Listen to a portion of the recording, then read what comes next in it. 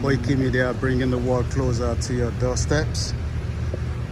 While we wait for the British Prime Minister Keir Starmer to come out of the door, the question is, why has the British government failed in their duty to call the Nigerian government on the issues of the Fulani terrorists that has massacred many Nigerians in their homes, in their sleeps, children? Can the British government shy away and accept the same thing if these were British children being killed in their bed, in their homes?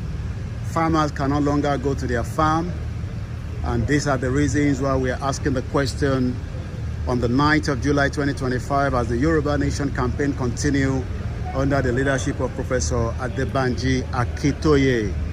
My question to the British Prime Minister is, why have you failed, to take the responsibility today?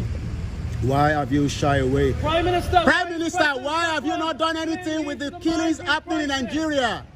Prime Minister, why have you failed to speak out to the killings happening in Nigeria?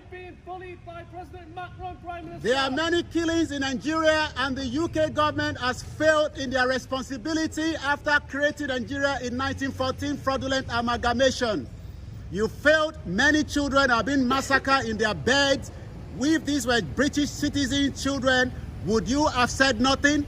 The British Prime Minister, you failed to speak to President Bola Ahmed Tinubu in the killings that is happening in Nigeria, in Benue, in Yoruba land, and we are asking the British government to speak out for the injustice taking place in Nigeria today. My name is Olawumi Koiki, reporting for Koiki Media, bringing the world closer to your doorstep on behalf of 16 million Yoruba people that have been killed, massacred on a daily basis by the Fulani terrorists.